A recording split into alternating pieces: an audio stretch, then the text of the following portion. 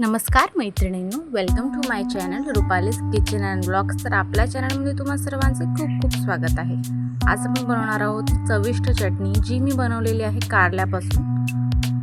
चला तर मग सुरुवात करूया आपल्या रेसिपीला। त्यासाठी मी तुम्हाला इथे सर्व साहित्य दाखवून देते आहे। तर इथे आपल्याला काही मसाले लागणार आहेत।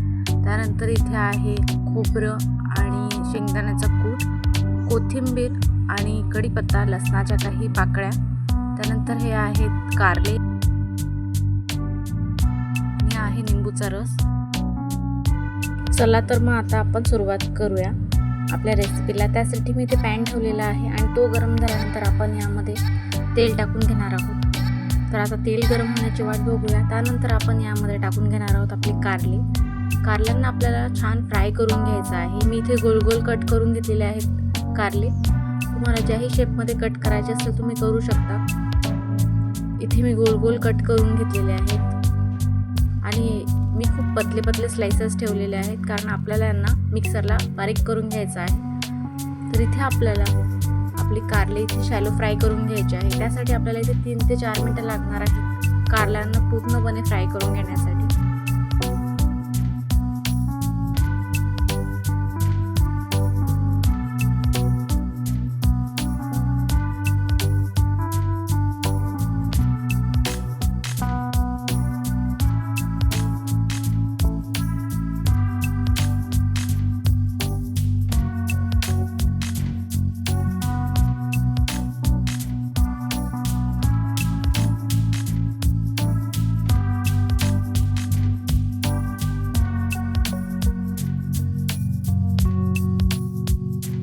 मध्ये मध्ये आपल्याला इथे 1 ते 2 वेळेस हलवून घ्यायचे आहेत।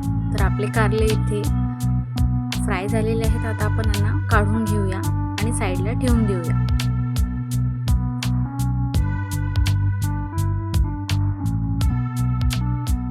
तर आता आपल्याला या कारल्यांना मिक्सरमधून बारीक करायचं आहे। त्यासाठी मी इथे मिक्सरचं भांडं घेतलेलं आहे।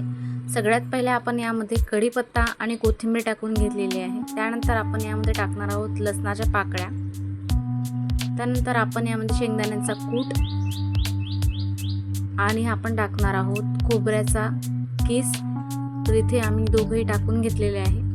आता आपण यामध्ये टाकून घेणार आहोत हे मसाले, ज्यामध्ये आहे जिरं, लाल तिखट, काश्मीरी लाल मिर्च आणि धनिया पावडर। आता आपण यामध्ये टाकणार आहोत अर्धा लिंबाचा रस। यामध्ये आता आपण टाकणार आहोत फ्राय करून घेतलेले कारले आणि चवीनुसार मीठ। अशा प्रकारे मी यामध्ये सर्व साहित्य टाकून घेतलेलं आहे। फक्त आता यामध्ये आपण टाकणार आहोत थोडीशी साखर। आता आपल्याला इथे बारीक करून घ्यायचं आहे। आपल्याला एकदम जाडसर ठेवायचं आहे, फार बारीक करायचं नाही आहे। तर इथे मी मिक्सरला बारीक करून घेतलेलं आहे, थोडंसं मी जाडसरच ठेवलेलं आहे। तर आपली कारल्याची चटणी इथे बनवून रेडी झालेली आहे। आपली कारल्याची चटणी चवीला एकदम भन्नाट आहे। तुम्ही ही रेसिपी नक्की ट्राय करा, तुम्हाला नक्की आवडेल। अशाच प्रकारच्या नवनवीन रेसिपीज पाहण्यासाठी आपल्या चॅनलला नक्की लाईक करा आणि सबस्क्राईब करा। जर तुम्हाला ही रेसिपी आवडली असेल तर नक्की आपल्या चॅनलला लाईक करा आणि सबस्क्राईब करा। परत भेटूया अशाच नवनवीन रेसिपीज सोबत।